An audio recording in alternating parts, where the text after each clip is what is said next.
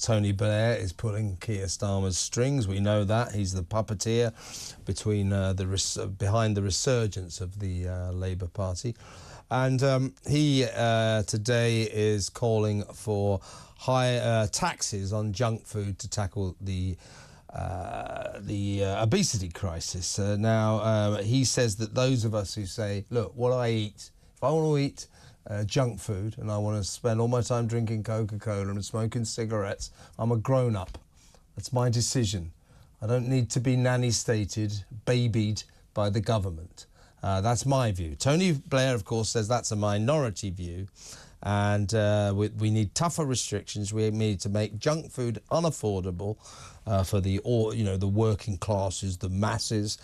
So he then goes on to say, so they can make responsible decisions. Well, no. You are taking the ability to make decisions about our own lives away from us. And I don't like this. I'm all for trying to sort the obesity crisis out, but with education. Not by making food unaffordable, not by putting high taxes on food that the government, by two-bit politicians, decide aren't healthy for us. This is the worst kind of nanny-statism, and Tony Blair is the worst kind of nanny-statist. Completely. For a start, what right does he have to be babbling on about what he thinks now anyway? In a sort of normal world, to be yesterday's man rather than a political lobbyist and nudger, which he's become. He should be nowhere near frontline politics now. He's had his time, and not all of it was good.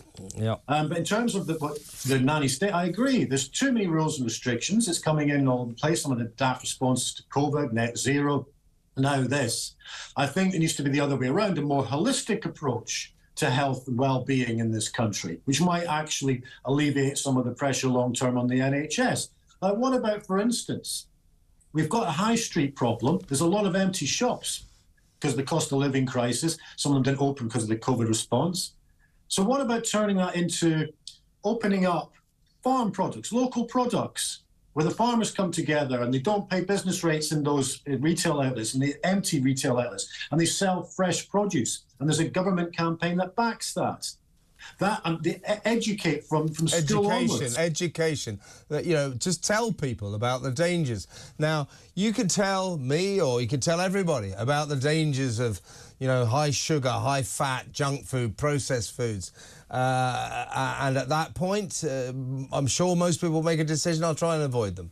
But if you make the decision, I don't care what you say, I want to eat these, that should be your right. I cannot stand people like Tony Blair, these interfering nanny state politicians sticking their nose into our lives. It's got nothing to do with them, what I eat. I completely agree. It's down to personal choice. The government should be there to give people and communities as much freedom of choice as possible, but also be there to protect those who need it most. Higher taxing is not protecting those who need it most. What there needs to be, I think there has to be a much deeper, wider discussion about health and well-being in this country, not just on food, but also fitness as well. The government goes way, way back, selling off school pitches and lack of community facilities for exercise and sport, lack of proper nutrition and all forms of, education. There's all kinds of things that could be done better. Making more access to fresh produce, cheaper produce, less reliance on the supermarkets.